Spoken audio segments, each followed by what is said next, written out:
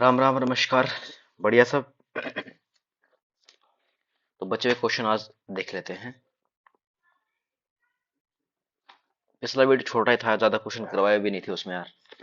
इस वाले में हम आज कोशिश करेंगे कि लगभग क्वेश्चन अपन इसमें कर लेते हैं।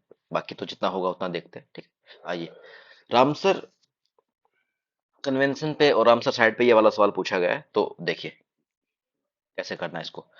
रामसर सम्मेलन के अनुसार भारत के राज्य क्षेत्र में सभी ऑल आर्द्र भूमियों को बचाना और संरक्षित करना भारत सरकार के लिए अधिदेशात्मक है। नहीं, ऐसा कुछ भी नहीं है।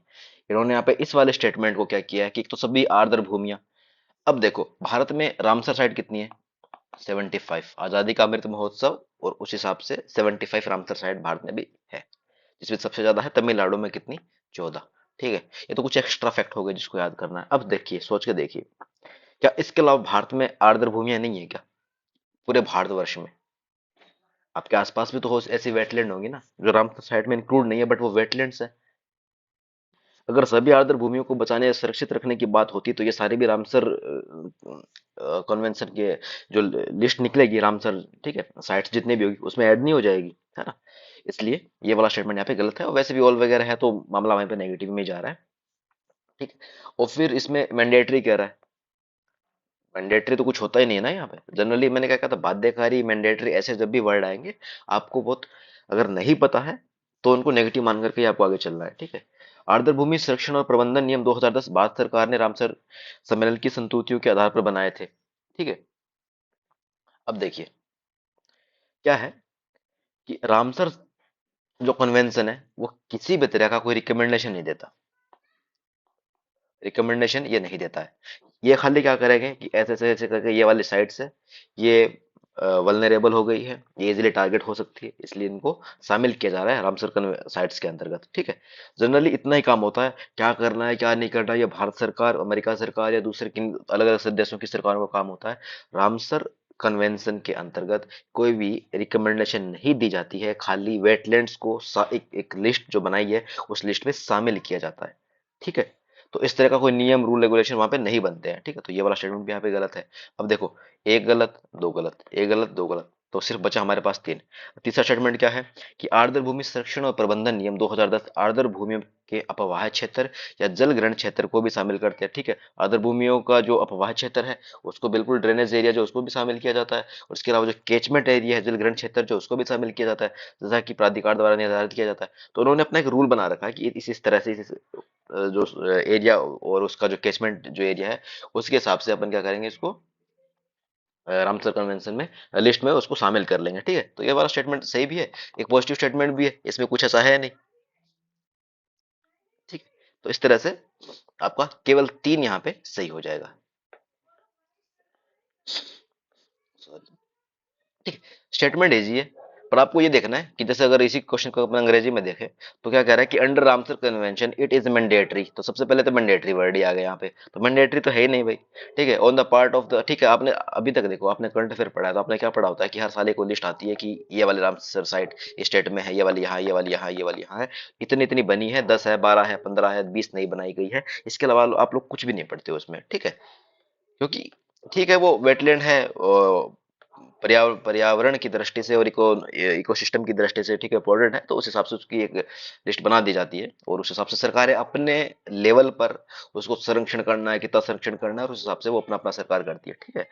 और on the part of the government of India to protect and conserve all wetlands. तो ऑल वेटलैंड्स होती है फिर सारी भारतवर्ष में जितने भी वेटलैंड है वो सारी रामसर कन्वेंशन में उस लिस्ट में शामिल होती है ना, सारी तो नहीं है ना, 75 ही तो है। इसलिए ये वाला स्टेटमेंट यहाँ पे गलत हो जाएगा, ठीक है। और इसी तरह से ये वाला भी स्टेटमेंट यहाँ पे गलत है कि किसी भी तरह की कोई भी रिकमेंडेशन नहीं देता है रामसर कन्वेंशन, ठीक है। एक लिस्ट निकाल दी, ठीक है, बात खत्म वहीं पे। एक और दो दोनों ही गलत हो गए, तीसरा नहीं भी आ रहा तब भी आप पहले दूसरे स्टेटमेंट के हिसाब से आप इसको सही कर लोगे, ठीक है। अब आ जाओ आगे। इजी क्वेश्चन आगे वाला भी। और क्या कह रहा है कि निम्नलिखित कथनों पर विचार कीजिए। क्या विचार करना है भाई इसमें? इसमें सीन ये पूछ रहा है कि कृषि मृदाएं पर्यावरण में नाइट्रोजन के ऑक्साइड मुक्त करती है। तो कृषि मृदाएं पर्यावरण में, ठीक है, करती होंगी, नाइट्रोजन तो वैसे मिट्टी के अंदर होता ही होता है, ठीक है, वही फिर वही वाली बात की 1% भी अगर कहीं से नाइट्रोजन अगर के ऑक्साइड अगर निर्मुक्त हुए तो स्टेटमेंट सही हो जाएगा। मवेशी पर्यावरण में अमोनिया निर्मुक्त करते हैं, बार बार स्टेटमेंट बनता है इस पे, तो जैसे गाय है, भैंस है, ये सब मतलब काफी मात्रा में अमोनिया निर्मुक्त करते हैं NH4 की फॉर्म में, यूरिन के थ्रू भी। ठीक है, कुक्कुट उद्योग पर्यावरण में अभिक्रियाशील नाइट्रोजन नाइट्रोजन यौगिक जो है वो निर्मुक्त होते हैं। वही वाली बात फिर कि 1% भी अगर कहीं किसी भी कहीं भी जगह से अगर नाइट्रोजन मुक्त हो रही है तो फिर वो भी सही स्टेटमेंट हो जाएगा ना। एग्जामिनर क्या करता है कि जनरली ऐसे स्टेटमेंट जब भी बनाता है तो वो रिस्क नहीं लेता है, उनको पॉजिटिव मान करके चलता है। ठीक है, और इजी स्टेटमेंट भी है, संभावनाओं में छिपा हुआ वाला स्टेटमेंट है, तो जहां संभावना दिखे वहां पे आप सही करके ही आओ इसको। ठीक है, अलियार, ईशापुर और कंक्षाबती। अब आपको 2024 के रेफरेंस में इनको याद रखना कि अलियार, ईसापुर और कंक्षाबती जो है, इन तीनों में मतलब आप आपस में इनमें समानता क्या है। ठीक है, अब देखिए कि सबसे पहले लिखा है कि हाल ही में खोजे गए यूरेनियम निक्षेप। अब हमें ये तो नहीं पता कि ये पास पास है कि दूर दूर है, ये वाले साइट्स अलियार, ईशापुर, कंक्षाबती। ठीक है, सोचने वाली बात है ना कि जब अपन ने देखो अभी हाल ही में क्या हुआ था कि ऐसा सुनने में आया था कि राजस्थान में सॉरी लद्दाख में जैसे लिथियम की बात हुई थी, राजस्थान के सीकर में क्या हुआ कि लिथियम मिलने की बात हुई। तो सॉरी, एक पर्टिकुलर जगह का ही नाम आपने सुना होता है ना जनरली कि यार यहाँ पे आयरन मिलने की बात हुई, यहाँ पे सोने के नए खदान मिलने की बात हुई है। ठीक है, एक साथ तीन जगह इन्होंने दे दी और अलग अलग जगह पर एक साथ आपको यूरेनियम मिल रहा है, तो ऐसा जनरली एक पॉसिबल तो नहीं है ना। ये कहते हैं कि अलियार में हाल ही में यूरेनियम के निक्षेप खोजे गए, तब एक संभावना बनती है क्या खोजे गए होंगे एक साथ एक ही समय पर, और तीनों ही साइट्स है वो चर्चा में रह रही है किस लिए कि यूरेनियम के निक्षेप मिले हैं, तो ऐसा संभव जनरली होता नहीं है। ठीक है, फिर हमें यह भी नहीं मालूम कि इनकी लोकेशन कितना दूर है कितना पास है, तो उस वाली सिचुएशन में आप ये मान करके चलो कि इतना इस तरह का स्टेटमेंट तो एग्जामिनर नहीं बनाएगा कि कि हमें ये भी तो जैसे ध्यान है ना कि अलियार है वो कहीं ना कहीं साउथ का साउंड कर रहा है। ईसापुर है, अब हम ईसापुर हो सकता है महाराष्ट्र में भी हो, उत्तर प्रदेश में भी हो, क्योंकि जनरली ऐसा नॉर्थ ईस्ट में ऐसा नाम, नॉर्थ में ऐसा नाम मिलते हैं हमें। ठीक है, और साउथ में तो मिलते ही हैं। ठीक है, बीजापुर मिलता है यहाँ पे, कोई दिक्कत नहीं है, पर राजस्थान में तो बहुत सारे ऐसे जगह पे जहाँ जिनकी लास्ट में पुर लगता है, जैसे जयपुर ही हो गया, है ना। तो हमें नहीं पता कि साउथ का है कि नॉर्थ इंडिया नॉर्थ का है। तो और इस तरह से हम ये मान सकते हैं कि यार एक जगह पे तीन यूरेनियम के निक्षेप तो नहीं ही खोजे गए होंगे। ठीक है, फिर उष्णकटिबंधीय वर्षावन, आप इसको इजीली गलत कर सकते हो। जैसे अब हमें ये नहीं पता कि तहसील है या कोई जिला है या कोई पर्टिकुलर गांव है। ठीक है, और वृषावन जो होते हैं वो बहुत लार्ज स्केल पे एक एरिया कवर करते हैं, जैसे पर्टिकुलर स्टेट में या फिर डिस्ट्रिक्ट में। ठीक है, ये नहीं कि 20 किलोमीटर के अंतर्गत उष्णकटिबंधीय वृषावन है और उसके बाद में फिर शीतोष्ण वृषावन आ गए, ऐसा नहीं होता भाई। लार्ज स्केल पे उष्णकटिबंधीय वर्षावन होंगे। ठीक है, ये वाला भी आपका गलत हो गया यहाँ पे। अब क्या है कि इन दोनों में बात फंस गई, या तो भूमिगत गुफा तंत्र हो गया यानी अंडरग्राउंड केव सिस्टम, या फिर वाटर रिजर्व।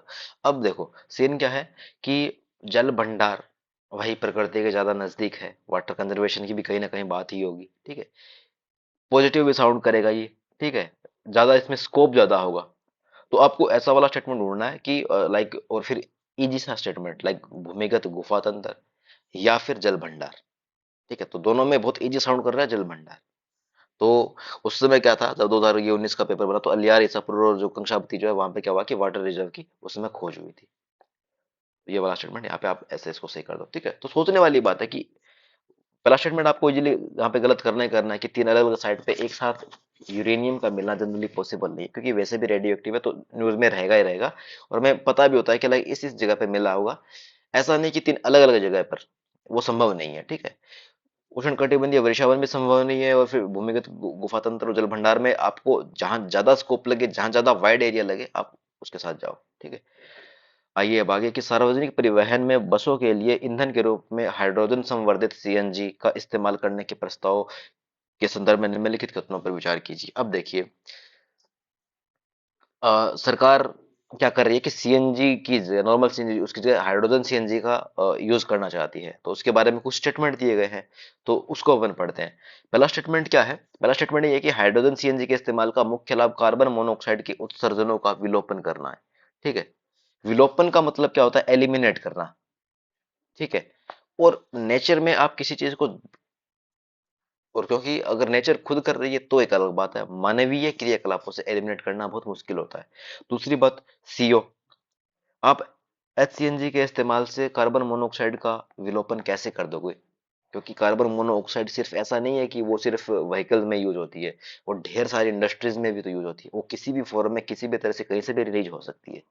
ठीक है, इसलिए इसको एलिमिनेट करना मुश्किल है, और मुश्किल ही नहीं नामुमकिन भी है। इसलिए ये वाला स्टेटमेंट यहाँ पे गलत है। गलत इसलिए है क्योंकि इन्होंने क्या किया, क्या बोला इन्होंने? इन्होंने ये बोला कि the main advantage of hydrogen CNG is the elimination of carbon monoxide emissions. नहीं कर पाओगे भाई, लार्ज स्केल पे आप कहाँ पे कर पाओगे? कहाँ कहाँ जाकर के आप कार्बन मोनोऑक्साइड को खत्म करोगे? नहीं होगा ना।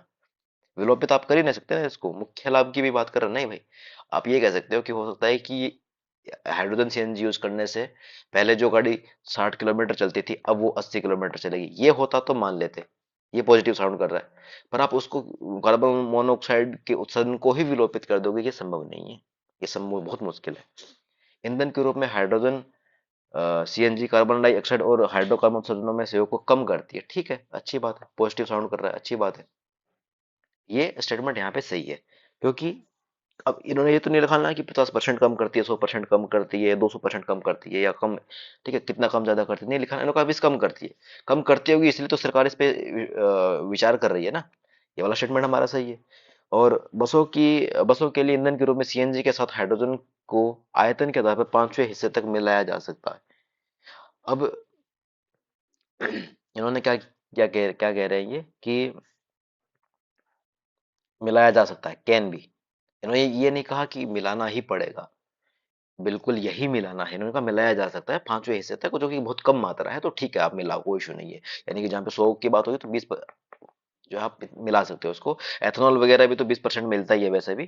तो ये वाला मामला यहाँ तक ठीक है, बढ़िया जा रहा है। ठीक है, तो ये भी आप उसको पॉजिटिव मान करके इसको आप सही कर दोगे कि ठीक है, 5वें हिस्से तक इसको मिलाया जा सकता है। और 5वें हिस्से का मतलब ये हो गया कि थोड़ी मात्रा में, पूरा ओवरलैप नहीं कर रहा हूँ, थोड़ी मात्रा में, और इतना ऐसी संभावना है तो ठीक है, कोई इशू नहीं। क्योंकि 5वां हिस्सा तो बहुत कम हो गया ना, 20, मतलब 100 में से 20 हो गया ना। फिर कह रहा है कि सीएनजी की अपेक्षा हाइड्रोजन सीएनजी ईंधन को कम खर्चीला बनाती है। ठीक है, देखो क्या होता है कि ये नई नई तकनीक है। ठीक है, और नई तकनीक जो होती है जनरली कॉस्टली होती है भाई, महंगी होती है वो। नई तकनीक जनरली कॉस्टली होती है, और जब अगर कम खर्चीला है तो फिर आज तक यूज क्यों नहीं हुआ, ऑब्वियस सी बात है। ठीक है, तो ये वाला स्टेटमेंट यहाँ पे गलत है। 2 और 3 यहाँ पे अगर ऑप्शन में है तो वो सही हो जाए। कौन सा कदम सही है? 2 और 3 यहाँ पे सही हो जाएगा। मेघा आच्छादित रात में ओस की बूंदें क्यों नहीं बनती? जब क्लाउड होते हैं तो ओस क्यों नहीं बनती रात के समय में? ऐसा इसलिए होता है कि जो क्लाउड है वो रिफ्लेक्ट बैक करते हैं। ठीक है, इस रेडिएशन को। ठीक है, रेडिएशन को रिफ्लेक्ट करते हैं, ठीक है, वापस भेज देते हैं। इसी चक्कर में क्या होता है कि जो पृथ्वी के जो विकिरण है उसको बादल वापस परावर्तित कर देते हैं। इसी चक्कर में क्या होता है कि ओस की बूंदें हैं वो नहीं बन पाती है। ठीक है, मेघाच्छादित रातों में भूपृष्ठ का तापमान कम होता है, फैक्चुअल बनाने की कोशिश कर रहा है, जो कि गलत है यहाँ पे। और पहला स्टेटमेंट की भूपृष्ठ भूपृष्ठ से निर्मुक्त विकिरण को बादल अवशोषित कर लेते हैं, नहीं ऐसा नहीं होता भाई। और बादल बहते हुए पवन को भूमि तल की ओर विक्षेपित कर देते हैं, ये भी इस सही तो है बट इस रेफरेंस में सही नहीं है। ठीक है, ज्यादा मोर फैक्चुअल यही है, और ये एनसीईआरटी का भी पूरा पूरा सीधा सीधा स्टेटमेंट है। अब इसको याद रखोगे। ठीक है, अब आइए कि भारत के संविधान। ये वाला वर्ड जनरली आप ध्यान रखोगे कि जनरली बहुत, मतलब इन केस मतलब क्या होता है, गलत ही जाता है ये। और फिर क्या भी कह रहा है कि 44वें संविधान संशोधन के द्वारा परिषद ने प्रधानमंत्री के निर्वाचन को न्यायिक पुनरावलोकन से परे कर दिया। ये स्टेटमेंट गलत है यहाँ पे, ऐसा नहीं हुआ था इसमें। और फिर भारत के संविधान के 99वें संशोधन को भारत के उच्चतम न्यायालय ने अभिखंडित कर दिया, क्योंकि यह न्यायपालिका की स्वतंत्रता का अतिक्रमण करता था। ठीक है, तो ये वाला स्टेटमेंट यहाँ पे सही है। अब आपका होमवर्क क्या है, ये आपको गूगल करना है कि 99वां जो कॉन्स्टिट्यूशनल अमेंडमेंट था वो क्या था। ठीक, अब इसके साथ में आप एक काम और करोगे। काम ये करोगे कि आपकी 99 से लेकर के और 106 तक ये जितने भी कॉन्स्टिट्यूशनल अमेंडमेंट हुए उनकी पूरी लिस्ट बना, अच्छे से याद करोगे कि जीएसटी कब आई थी, ओबीसी कमीशन कब आया था, भारत बांग्लादेश वाला सीन कब हुआ था। ठीक है, आप ये सब इसमें, ठीक है। और इसके अलावा अभी जो परिसीमन लागू कर, सॉरी परिसीमन नहीं, SC ST के जो लोकसभा उनमें से सीटों को जो संख्या को बढ़ा दिया, नारी वंदन जो अधिनियम है, ठीक है, नारी वंदन अधिनियम, ठीक है, वो कौन से एक्ट कॉन्स्टिट्यूशनल अमेंडमेंट है, वो आप होमवर्क है, वो आप इसको करोगे। ठीक, अब आ जाओ आगे। अरे, अब इतना बड़ा स्टेटमेंट देख करके आपको डरना नहीं है, घबराना नहीं है, बिल्कुल खड़े रहना है, लड़ना है हमने को, हम सबको। ठीक है, तो अब आ जाओ, क्या है कि भारत न्यायाधीश जांच अधिनियम 1968 के अनुसार भारत के अधिनियम के किसी न्यायाधीश पर, सॉरी, भारत के उच्चतम न्यायालय के किसी न्यायाधीश पर महाअभियोग चलाने के प्रस्ताव को लोकसभा के अध्यक्ष द्वारा अस्वीकार नहीं किया जा सकता। पहला स्टेटमेंट ये, ठीक है। अब यहाँ पे एक वर्ड है, क्या वर्ड है, ये कह रहा है कि द मोशन टू इम्पीच ए जज of the supreme court of India can not generally, क्या बनाता है ये, मेक इट नेगेटिव, ये इसको नेगेटिव बनाता है। B can not be rejected by the speaker of Lok Sabha as per the जजेस इंक्वायरी एक्ट, ठीक है। तो यहाँ पे इसको नेगेटिव बता रहा है, क्योंकि कैन नॉट के रेफरेंस में इसको यूज करके ये कह रहा है कि भाई न्यायाधीश पर जो महाभियोग चलाने का जो प्रस्ताव है उसे लोकसभा के अध्यक्ष के द्वारा आप अस्वीकार नहीं किया जा सकता। क्यों नहीं किया जा सकता भाई? भारत का संविधान यह परिभाषित करता है, भारत का संविधान, ठीक है। तो इंपॉर्टेंट है, दो टर्म चलती है, पहली चलती है डिफाइन, ठीक है, और दूसरी चलती है मेंशन, कि भारत के संविधान में ये शब्द परिभाषित है, भारत के संविधान में ये वाला शब्द मेंशन किया गया है, ठीक है। तो ऐसे मैं आपको एक उसमें अपने टेलीग्राम चैनल पे एक मैं लिस्ट उसको शेयर कर दूंगा, उसमें लिखा हुआ कि कौन कौन से वर्ड परिभाषित है, कौन से मेंशन्ड है, कौन से है जो परिभाषित भी नहीं है, और मेंशन तो फिर होंगे ही नहीं, क्योंकि जब मेंशन होंगे तभी तो परिभाषित होंगे ना। तो यह परिभाषित करता है कि और ब्यौरे देता है कि क्या क्या भारत के उच्चतम न्यायालय के न्यायाधीशों की अक्षमता और सिद्ध कदाचार को गठित करते हैं, ठीक है। तो जनरली भारत के संविधान में ऐसा कुछ परिभाषित नहीं किया गया है, ठीक है। भारत के संविधान में ये सब नहीं लिखा गया है, ठीक है। ये वाला स्टेटमेंट यहाँ पे ऑटोमेटिकली गलत हो जाएगा, ठीक है। इसके बाद में देखिए, अब देखिए ये क्या बात कर रहे हैं, ये बात कर रहे हैं न्यायाधीश जांच अधिनियम 1968 की, यानी किसी एक्ट की बात कर रहे हैं, जहां पे इन्होंने एक स्टेटमेंट दिया और बोला, इसको नेगेटिव बना करके बोला, सॉरी, कि इन्होंने नेगेटिव बनाया इस वाले स्टेटमेंट को, और कहा, क्या कहा, कि जो लोकसभा का जो अध्यक्ष है वो महाभियोग चलाने के प्रस्ताव को अस्वीकार नहीं कर सकता है, वो बिल्कुल कर सकता है, इसलिए यहाँ पे ये वाला नेगेटिव स्टेटमेंट है और इसको गलत हो रहा है। एक एक्ट के बारे में जनरली सारे स्टेटमेंट गलत नहीं होंगे, ये एक पैटर्न फॉलो करती है यूपीएससी, आप इसको ध्यान में रखोगे कि एक स्टेटमेंट के, एक प्रॉपर क्वेश्चन के बारे में सारे जो क्वेश्चन है वो गलत नहीं होते, ठीक है। भारत के उच्चतम न्यायालय के न्यायाधीशों के महाभियोग की प्रक्रिया के बारे ब्यौरा जो है 1968 में दिए गए। भारत के उच्चतम न्यायालय के न्यायाधीशों के महाभियोग की प्रक्रिया के ब्यौरे जो है न्यायाधीश जांच अधिनियम 1968 में दिए गए। अब इन्होंने ये नहीं लिखा कि कौन से ब्यौरे, किस तरह से, कितनी कितनी मात्रा में, कौन से रूल्स और रेगुलेशन के साथ, एक जनरल सा स्टेटमेंट है। और मैंने फिर क्या कहा था कि अभी इसी पेपर में वो थोड़ा ऊपर जो क्वेश्चन थे उसमें कहा था कि जब भी एक्ट आए ईयर के साथ आए और एक जनरल स्टेटमेंट आपको दिखे, सिर्फ जनरल स्टेटमेंट, उसमें कुछ बहुत फैक्चुअल कुछ भी बातें नहीं लिखेगी, आप उसको सही मान करके चलोगे, आप उसको सही मान करके चलोगे, सकारात्मक उसको कथन मान करके चलोगे, ठीक है। तो इसमें एक और दो, और क्योंकि दूसरा स्टेटमेंट क्या कह रहा है कि भारत का संविधान परिभाषित करता है, नहीं करता है वो, ठीक है। वो एक क्या होता है कि आपका ऑफिस का भी तो कुछ काम होगा ना, जैसे क्या होता है कि कुछ चीजें संविधान में लिखी गई है, कुछ संसद के जो अपने नियम है उनमें लिखी गई है, कुछ सुप्रीम कोर्ट हाई कोर्ट के अपने नियम है, वहां उनके अलग अलग नियम चलते हैं तो वहां पे लिखी गई है, सारी बातें आप संविधान में थोड़ी ना डाल दोगे, ठीक है। और फिर आप जब बात कर रहे हो यहाँ पे 1968 में इस तरह से जांच अधिनियम वगैरह लाने की, तो यहाँ पे ये वाला इसको कैसे सेटिस्फाई करेगा दूसरा स्टेटमेंट? आप जैसे ही दूसरा स्टेटमेंट गलत करोगे तो आपका यहाँ पे दूसरा गलत हो रहा है, ठीक है। और इसके अलावा मैं पहले की बात कर रहा हूँ, वो कह रहा है कि नहीं, उसको ऐसे बार नहीं किया जा सकता, क्यों नहीं कर सकता भाई, लोकसभा का अध्यक्ष कर सकता है। तो ये वाला स्टेटमेंट यहाँ पे गलत हो रहा है, तीसरा आपका ऑटोमेटिकली सही है। और चौथा क्या है कि यदि किसी न्यायाधीश के महाभियोग के प्रस्ताव को मतदान हेतु लिया जाता है तो विधि द्वारा अपेक्षित है कि प्रस्ताव संसद के प्रत्येक सदन द्वारा समर्थित हो। बिल्कुल सही बात है, दोनों सदनों में, और उस सदन की कुल सदस्य संख्या के बहुमत द्वारा तथा संसद के उस सदन के उपस्थित कुल जो जितने भी होंगे उनका कम से कम दो तिहाई का समर्थन हो। बिल्कुल सही बात है, इम्पीचमेंट तो तभी लागू होगा जब दो तिहाई होगा। तो अगर आपको बाकी स्टेटमेंट भी नहीं आ रहा तो चौथा स्टेटमेंट आपको पता होना चाहिए, और चौथा स्टेटमेंट ना इसमें है ना इसमें है, इन दोनों में है, और तीन और चार यहाँ पे सही है। अब हमें दूसरे पे तो बात ही नहीं करनी, अगर हमें नहीं भी पता तब भी हमें बात नहीं करनी, पहले वाले को देखना है। कैन नॉट भी आ रहा है, generally can not negative form में जाता है, आपको आंखें बंद करके बिल्कुल उसको गलत करना है, आपका आंसर खुद ही आ जाएगा, ठीक है। ठीक है, ये वाला स्टेटमेंट ओके, इजी क्वेश्चन है, हो जाएगा ना, ठीक है। आओ, फिर क्या कह रहा है कि किस प्रधानमंत्री कार्यकाल के दौरान भारत के नवीन सूची को प्रस्थापित किया गया था, तो बहुत ओबियस सा स्टेटमेंट है यार,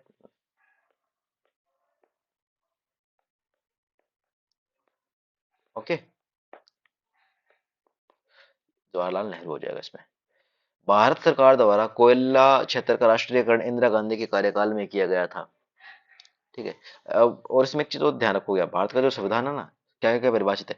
जैसे इसमें एक वर्ड है कदाचार। ठीक है, तो कदाचार नोट डिफाइन है, डिफाइन नहीं किया गया उसको। ठीक है, याद रखोगे। अब आइए आगे, वर्तमान में कोयला खंडों का आवंटन लॉटरी के आधार पर किया जाता है। ठीक है, मतलब कोल ब्लॉक जो है वो क्या किसके बेस पे अलोकेट होते हैं, वो लॉटरी के बेस पे अलोकेट होते हैं। ठीक है। फिर भारत हाल के समय तक घरेलू आपूर्ति की कमी को पूरा करने के लिए कोयले का आयात करता था, किंतु भारत कोयला उत्पादन में आत्मनिर्भर कभी नहीं है भाई, कभी नहीं। वो बहुत ही मतलब जानबूझ करके ये स्टेटमेंट बना रहे हमारा एग्जामिनर। भारत अभी भी कोयले को बाकी दूसरे देशों से लेता है। आपने बहुत बार सुना होगा कि भारत में कोयले की कमी हो गई है, कोयले की कमी हो गई है। आत्मनिर्भर होता तो भारत के पास कोयले की कभी कमी होती नहीं, और इसके साथ साथ वो दूसरे देशों की भी जरूरतें पूरी करता, जबकि ऐसा कुछ है नहीं। ये वाला स्टेटमेंट यहाँ पे गलत है, तो 3 नंबर गलत है, 3 नंबर गलत है, 3 नंबर गलत है। ऑटोमेटिकली क्या है, हमारा पहला सही हो जाएगा। ठीक है, इंदिरा गांधी के कार्यकाल में राष्ट्रीयकरण किया गया होगा यार, ये अब की बात नहीं, पुरानी बात है। ठीक है, इंदिरा गांधी वैसे बड़े बड़े डिसीजन लेकर जानी जाती थी, ऐसा किया होगा। फिर यहाँ पे लिखा है कि दूसरा स्टेटमेंट की कोयला खंडों का जो आवंटन है वो लॉटरी के बेस पे, यहाँ पे ऑक्शन वगैरह होता ना, बोली लगाई जाती, तब भी सही हो जाता। सॉरी, ऑक्शन या बिडिंग होती मतलब, तब भी सही हो जाता। ठीक है, लॉटरी वगैरह के आधार पर नहीं किया जाता, नहीं ऐसा नहीं होता। ठीक है, आप एक हो ही ऑप्शन कर रहे हैं और आप अपने अपने हिसाब से इसी तरह से अपना ड्राफ्ट लेकर के आओ, उस बेस पे होगा, तब भी सही हो जाता। बट लॉटरी वोटरी के बेस पे नहीं होता। और इस तरह के जनरल स्टेटमेंट है, देखो एग्जामिनर के लिए इस ऐसे स्टेटमेंट को गलत करना बहुत आसान होता है, और इसलिए आसान होता है क्योंकि एक शब्द ही तो आगे पीछे करना है। ठीक है, केवल इसमें एक सही हो जाएगा। और वैसे भी तीसरा स्टेटमेंट देख करके क्वेश्चन बन ही रहा है, हमारा प्राथमिक उद्देश्य क्या है कि क्वेश्चन ही हमारा सही होना चाहिए। ठीक है, अब आगे आइए कि संसद निर्हरता निवारण अधिनियम 1959 कई पदों को लाभ का पद के आधार पर निर्हरता की छूट देता है। बिल्कुल सही बात है। अब इन्होंने क्या लिखा, कई पदों को। ठीक है, कई पदों की तो बात होती है। ठीक है, और जनरली क्या होता है कि जब, फिर वही वाली बात की मैंने क्या कहा, अभी अभी कहा था ना कि एक्ट के साथ ऐसा कुछ दिया गया हो और जनरल स्टेटमेंट अगर आपको दिया गया हो, वो सही होगा ही होगा। ठीक है, उसमें बहुत कुछ क्रिटिकल, उसमें बहुत कुछ एक्सट्रीम स्टेटमेंट बना करके उसको नहीं दिया गया, तो वो स्टेटमेंट जनरली सही होते ही होते हैं। उपयुक्त अधिनियम 5 बार संशोधित किया गया अब। ठीक है, और फिर आगे क्या है कि जो लाभ का पद जो क्या बोलते हैं, ऑफिस ऑफ प्रॉफिट जो वर्ड है, ऑफिस ऑफ प्रॉफिट जो है भारत के संविधान में भली भांति परिभाषित किया गया है। ठीक है, तो ये वेल डिफाइंड नहीं है भाई। मैं इसकी आपको एक लिस्ट देने वाला हूँ, तो उसमें लिखा गया प्रॉपर कि इसमें ये वाले शब्द जो है वो भारत में वेल डिफाइंड है, और ये वाले शब्द वेल डिफाइंड नहीं है। तो इस तरह से अगर आपको देखो तीसरा स्टेटमेंट भी अगर पता हो कि ये वाला स्टेटमेंट तो नहीं है, तो इस तरह से इसमें तीसरा नहीं, तीसरा नहीं, तीसरा नहीं, तो यहाँ पे अगर दूसरा स्टेटमेंट फैक्चुअल भी दिया गया है, तब भी आपका यहाँ पर वो सही होने की इसकी संभावना ज्यादा होगी, क्योंकि हमें तो नहीं पता ना दूसरा स्टेटमेंट क्या है, पर तीसरा हमें मालूम है कि कौन कौन से वर्ड जो परिभाषित किए गए हैं, कौन से वर्ड परिभाषित नहीं किए गए हैं। तो क्योंकि तीसरा वर्ड जो है वो तीसरा जो स्टेटमेंट उसमें लिखा कि लाभ का पद यानी ऑफिस ऑफ प्रॉफिट जो है is well defined in the constitution of India, ये स्टेटमेंट है। नहीं भाई, वेल डिफाइंड नहीं है। आप जैसे इसको गलत करोगे, आपका आंसर आ जाएगा, क्या आ जाएगा, केवल 1 और 2। Okay, easy. आइए अब आगे, भारत के संविधान की किस अनुसूची में जनजातीय भूमि खनन के लिए निजी पक्षकारों को अंतरण एकीकृत और शून्य घोषित किया जा सकता है। तो बहुत इजी है, आपको अनुसूचियां सारी याद होनी चाहिए। ठीक है, बार बार बताने वाली बात नहीं, 12 अनुसूचियां तो वो आपको अच्छे से फिंगर टिप्स पे आपके होनी चाहिए। ठीक है, बोलने वाली बात नहीं होती है। देखो मैं आपको एक सीरियस बात बताता हूँ आज, अगर आपको आर्टिकल याद नहीं है सारे फंडामेंटल राइट्स, आर्टिकल में कौन से फंडामेंटल राइट्स आपको याद नहीं है, आपको फंडामेंटल ड्यूटीज का एक बेसिक बेसिक एक लाइक ये वाला फंडामेंटल ड्यूटीज है और ये वाली नहीं है। ठीक है, इसके अलावा आपको डीपीएसपी याद नहीं है, आपको शेड्यूल्ड मतलब ये जितनी भी अनुसूचियां हैं वो याद नहीं है, आपको ये नहीं पता है कि सिटीजन है वो कौन से आर्टिकल में है, कौन से भाग में है। आपको बेसिक बेसिक चीजें अगर नहीं मालूम है, बेसिक चीजों में कौन सी आती है, जैसे कमीशन हो गई, वित्त आयोग हो गया, हमारा बजट, बजट में भी वार्षिक वित्तीय विवरण जो हो गया। ठीक है, इसके अलावा जैसे कैग हो गया, चुनाव आयोग हो गया, सुप्रीम कोर्ट हो गया, हाई कोर्ट हो गया, अगर आपको ये चीजें नहीं आती है ना, अगर आप इसमें कहीं भी मार खा रहे हैं, तो फिर देखो जितने भी कमीशन हो गए, एस सी एस टी वाले हो गया, ओबीसी वाला कमीशन हो गया, इनका बेसिक आपको आइडिया होना ही चाहिए। अदरवाइज मैं बहुत कठोर शब्द यूज करने वाला हूँ यहाँ पे, फिर मैं कहूंगा कि आपको फिर एग्जामिनर में बैठने की जरूरत है नहीं, सॉरी एग्जाम में बैठने की फिर आपको जरूरत है नहीं। खुद से बेईमानी नहीं की जाती है, जब आपको बेसिक पॉलिटी नहीं आती है तो फिर कोई मतलब नहीं बनता पेपर दे करके आने का, क्योंकि इतना याद हमें होना चाहिए। सारी चीजें ऐसे ही नहीं हो जाती है। अनुसूचियां रात में उठा करके भी कोई पूछ ले कि बताओ सातवीं अनुसूची में क्या है, तो तुरंत आपको मालूम होना चाहिए कि हाँ सातवीं अनुसूची में ये है और ये नहीं है। ठीक है, इंडिया का जो बेसिक ज्योग्राफी है उसके बारे में मालूम होना चाहिए ना, कि ये वाली नदी यहाँ से जाती है, ये वाली नदी यहाँ से जाती है, ये वाली नदी यहाँ से जाती है। याद रखना कि अगर हमारे सामने किताब खुली है और हम उसको पढ़ रहे हैं और हमने कोई फोरम भरा है, तो हमारी नैतिक जिम्मेदारी ये है कि हम उस चीज पे फिर गौर करें, क्योंकि हम वही करने आए हैं, हमें वही करना है। एक बार कर लोगे, वरना वही 5-6 साल पे बात चली जाएगी, कोई मतलब नहीं रहेगा, है ना। करना वही है, तो वही करना है तो हमें वही वही कर लेते हैं ना, एक ही बार में कर लेते हैं। अनुसूची है, 12 अनुसूची है, आराम से याद हो जाएगी। ठीक है, तो इसको करो आप आराम से, है ना। और वही फिर वाली बात है, घबराने वाले इससे कुछ है नहीं, है ना, चीजें बहुत इजी होती है। हम क्या है कि जानबूझ कर कॉम्प्लिकेटेड कर देते हैं, वो भले ही चाहे पढ़ाई हो या फिर रिलेशनशिप हो। ठीक है, इतना वो। अब देखिए आइए, पीवीटीजी, ठीक है, क्या है, पर्टिकुलरली वल्नरेबल ट्राइबल ग्रुप्स है। ठीक है, ट्राइबल ग्रुप्स की बात आ रही है, मैंने कहा क्या था, जनरल स्टेटमेंट कभी भी ट्राइबल्स, SC ST, बच्चे, महिलाएं, बूढ़े, बुजुर्ग, दिव्यांग, LGBTQ, इनके बारे में कभी भी जनरल स्टेटमेंट कभी भी गलत नहीं होंगे। ठीक है, पीवीटीजी देश के 18 राज्यों और एक संघ राज्य क्षेत्र में निवास करता। अब हमें तो नहीं मालूम है वैसे, अब इसके बारे में एक चीज बता दूं कि 2023 में इस पे कमीशन भी बना है। ठीक है, पीवीटीजी को लेकर के, ठीक है, कमीशन लॉन्च किया गया है। ठीक है, दूसरा स्टेटमेंट क्या है, दूसरा स्टेटमेंट ये है कि स्थिर या कम होती जनसंख्या पीवीटीजी स्थिति के निर्धारणों के मापदंड के रूप में। ठीक है, अब देखो, पीवीटीजी है, कोई भी वल्नरेबल ग्रुप है, उनकी संख्या क्या या तो स्थिर पड़ी है या कम हो रही है, इसका मतलब टेंशन वाली बात है, तनाव वाली बात है। ठीक है, तो आप इसको पीवीटीजी स्थिति के निर्धारण के मापदंड के रूप में, एक मानदंड के रूप में, क्राइटेरिया के रूप में आप इसको फॉलो करो। जैसे होता है ना कि भूखमरी, गरीबी, स्टेटिंग, वेस्टिंग, पढ़ा लिखा कितना है, एक्टिव कितने मेंबर हैं, नौकरी कितने करते हैं, ये अलग अलग मानदंड होते हैं। ये एक मानदंड हो गया कि स्थिर या कम होती जनसंख्या है। ठीक है, पॉपुलेशन को उसमें शामिल कर लो, एक पॉजिटिव स्टेटमेंट है। दूसरा जहां जहां है उसको रखो, अब दो इसमें भी है, बाकी इसमें नहीं है, बाकी तीनों में है। ठीक है, अब तक 95 पीवीटीजी आधिकारिक रूप से अधिसूचित की गई है। अब ये क्या किया है कि यहाँ पे फैक्चुअल बनाने की कोशिश की है, फैक्ट दे दिया आपको यहाँ पे, हालांकि फैक्ट पहले वाले में भी है। ठीक है, लेकिन अब उसको एक बार होल्ड कर लेते हैं, पहले स्टेटमेंट को और तीसरे स्टेटमेंट को। चौथा स्टेटमेंट देखो कि पीवीटीजी की सूची में इरूलार और कोंडा रेड्डी जनजातियां शामिल की गई है। ऑब्वियस सी बात है ना कि पीवीटीजी है कुछ, और यहाँ पे कह रहा है कि 95 पीवीटीजी पीवीटीजी है। अब क्या होता है कि हो सकता है वो 94 हो सकता है वो 84 हो, बट ये तो नहीं होगा ना कि दो है कि पांच है कि सात, पांच सात में तो नहीं होगी, एक लंबी लिस्ट होगी, कोई भी दो जनजाति उठा करके आपको यहाँ पे डाल दी, तो ठीक है, ये तो हो ही सकता है ना। फिर उन्होंने कहा कि एस लिखा है पीवीटीजी, यानी कि कम से कम दो तो होंगी होंगी, और ठीक ठाक मात्रा में है, इसलिए तो उन्होंने कमीशन बनाया है 2023 में, इसलिए तो कमीशन बना है। हालांकि 2019 में आप इस क्वेश्चन को कमीशन नहीं बना था, तो उस हिसाब से ये लॉजिक नहीं लगा सकते आप लोग, बट कह रहा है ग्रुप्स है, और ग्रुप्स है तो कुछ लार्ज स्केल में उसमें नंबर होगा। एग्जामिनर ने क्या किया, पीवीटीजी टीजी जो है उसकी एक लिस्ट निकाली, जो जो भी ऑफिशियल लिस्ट जिसमें जो जो जनजातियां शामिल है, उसमें कोई भी दो का नाम उठाया और यहाँ पे डाल दिए। सिंपल है ना, चार स्टेटमेंट दिए गए, जनरल स्टेटमेंट है। बस एग्जामिनर आपसे आपके सेंस को आपके लॉजिक को चेक करने की कोशिश कर रहा है कि ठीक है यहाँ पर ऐसा ऐसा हो रहा है, तो क्या सीन है।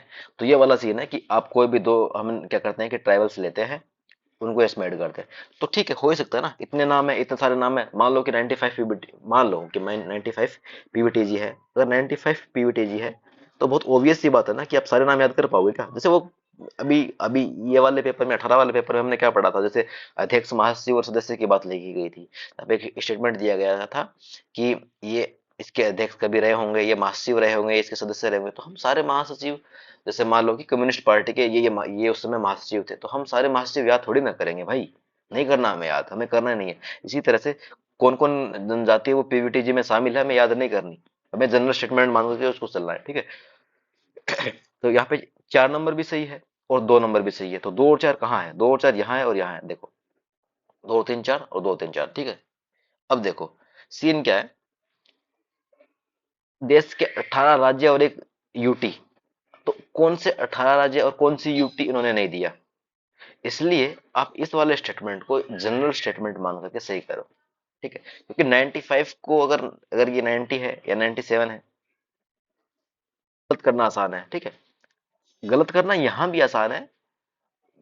अगर ये ऐसा कहते हैं कि 18 राज्य, सभी 18 राज्य नॉर्थ इंडिया से, नॉर्थ और नॉर्थ ईस्ट इंडिया से, तब शायद मामला फंस सकता था। अब हमें नहीं पता कौन से 18 राज्य, कौन सा एक यूटी। ठीक है, तो हमें एक और तीन में 50-50 खेलना है कि दोनों में फैक्ट दिया गया है, बट कौन सा फैक्ट आसानी से गलत हो सकता है, हमें उसके बारे में सोचना है कि अब तक 95 की बात हो रही है। ठीक है, ये वाला स्टेटमेंट यहाँ पे आप ज्यादा गलत मान करके चलो, क्योंकि 96 को 95 करना या 90 को 95 करना ज्यादा इजी है। हालांकि यहाँ पे भी इसको गलत करना आसान है एग्जामिनर के लिए, बट एग्जामिनर ऐसा करेगा नहीं कि कौन से 18 राज्य वाली, तो कौन से वर्ड यहाँ पे ज्यादा है ना, मामला फिर गड़बड़ हो जाएगा यहाँ पे। तो इसलिए यहाँ पे 3 नंबर गलत है। 3 इसमें है, इसमें है और इसमें है, तो आप यहाँ 1 2 और 4 आपका सही हो जाएगा। फिर वही वाली बात यार कि लाइक फैक्ट आते हैं, फैक्ट आते हैं, फैक्ट आते हैं तो गलत करो, गलत करो। तो ठीक है, अगर आपको 2 और 4 नहीं भी पता है तो 1 और 3 को गलत मान करके देख लो, जहां जिसमें 1 नहीं है और 3 नहीं है, तो एक सब में है, 3 भी सब में है, तो या तो बी होगा या सी होगा, तो उस हिसाब से। ठीक है, चलो कोई ना, आगे आओ। भारत के संविधान के संदर्भ में निम्न सामान्य विधियों में अंतर्विष्ट प्रतिषेध अथवा निर्बंधन अथवा उपबंध अनुच्छेद 142 के अधीन संवैधानिक शक्तियों का प्रतिषेध एवं निर्बंधन की तरह कार्य नहीं कर सकते। 142 आर्टिकल 142 की बात हो रही है, इसमें से इसका अर्थ क्या है। ठीक है, तो 142 है, कंप्लीट जस्टिस की बात कर रहा है। अब आपको यहाँ पे मैं एक छोटा सा हिंट देता हूँ, आपने हाल ही में पिछले 10-12 दिनों में कंप्लीट जस्टिस के बारे में पढ़ा होगा। ये वीडियो आज डाल रहा हूं मैं, और आज 17 मार्च है। ठीक है, कब पढ़ा होगा आपने, आपने तब पढ़ा होगा जब चंडीगढ़ में चुनाव हुआ था मेयर इलेक्शन वाला, और उसमें सीन क्या हुआ था कि वो कैमरे कैमरे से वो कैद हो गया था, जो उनका जो वहां पे जो अधिकारी जिसको बनाया गया था, वो कुछ बैलेट पेपर में कुछ साइन वाइन कर रहा था। सुप्रीम कोर्ट ने क्या किया, उसको अपने पावर से, अपने हिसाब से, जो कंप्लीट जस्टिस के हिसाब से, और जो प्रोसेस को फॉलो करते हुए आर्टिकल 142 को उन्होंने स्वतः संज्ञान लिया, और उसमें सुप्रीम कोर्ट ने फिर उस पूरी प्रोसेस को क्या किया कि ये गलत है, यहाँ पे गड़बड़ हुई है। और फिर वापस क्या हुआ कि पहले बीजेपी वाला मेयर मतलब घोषित किया गया था, उसके बाद में आम आदमी पार्टी का जो मेयर है वहां पे घोषित हुआ। ठीक है, तो कंप्लीट जस्टिस की बात होती है। मैं सीधे उत्तर की बात करता हूँ यहाँ पे। भारत के निर्वाचन आयोग द्वारा अपने कर्तव्यों का निर्वहन करने के निर्णय को किसी न्यायालय में चुनौती नहीं दी जा सकती, ये वाला स्टेटमेंट वैसे ही गलत है, ये नहीं होगा। भारत का जो उच्चतम न्यायालय अपनी शक्तियों के प्रयोग में संसद द्वारा निर्मित विधियों से बाध्य नहीं होता। ठीक है, ये वाला स्टेटमेंट यहाँ पे ये कंप्लीट जस्टिस की बात करता है कि वो जो एक होता है ना कि लाइक तीनों पावर जो है, पावर सेपरेशन की जब भी बात आती है तो ओवरलैप ना करे, कोई एक ज्यादा हावी ना हो, इसलिए ये वाला सीन है। ठीक है, देश में गंभीर वित्तीय संकट की स्थिति में ऐसा ऐसा कुछ नहीं है। 142 के अंदर कंप्लीट जस्टिस की बात करती है, कंप्लीट जस्टिस ये वाला स्टेटमेंट अभी तक सेटिस्फाई करता है। कुछ मामलों में राज्य विधानमंडल, संघ विधानमंडल की सहमति के बिना विधि पारित नहीं कर सकती, ये वाला स्टेटमेंट भी नहीं है। कंप्लीट जस्टिस की डेफिनेशन में ये है कि भारत का जो सुप्रीम कोर्ट अपनी शक्तियों के प्रयोग में संसद द्वारा निर्मित विधियों से बाध्य नहीं होता। ठीक, अब आओ आगे। भारत के किसी राज्य की विधानसभा के संदर्भ में निम्नलिखित कथनों पर विचार कीजिए। भारत के प्रथम वर्ष के प्रथम स्तर के प्रारंभ में राज्यपाल सदन के सदस्यों के लिए रूढ़िगत संबोधन देते हैं। बिल्कुल देते हैं, बिल्कुल सही बात है, संबोधन तो होता ही है। जब किसी विशिष्ट विषय पर राज्य विधानमंडल के पास कोई नियम नहीं होता, उस विषय पर लोकसभा के नियम का पालन करते हैं। ऑब्वियस सी बात है, फिर किसके नियम को पालन करेगा, लोकसभा के नियमों का तो पालन ही करेगा ना। तो यहाँ पे ये वाला स्टेटमेंट, या दोनों स्टेटमेंट सही है। यहाँ पे 1 और 2 दोनों सही हो जाएंगे। ठीक है, इसके बाद में आइए थोड़ा आगे। अब देखो, भ्रष्टाचार के विरुद्ध संयुक्त राष्ट्र कन्वेंशन, यूएनसीएसी, ये कोई कन्वेंशन है। ठीक है, कोई ऑर्गेनाइजेशन नहीं है। ये क्या है, एक कन्वेंशन है, कोई ऑर्गेनाइजेशन ये नहीं है। का भूमि, समुद्र और वायु मार्ग से प्रवासियों के तस्करी के विरुद्ध एक प्रोटोकॉल होता है। ठीक है, तो उन्होंने लिखा है कि ये जो कन्वेंशन है कोई प्रोटोकॉल है। आप ठीक है, इसको एक बार होल्ड करके रखो। अब आगे आ जाओ।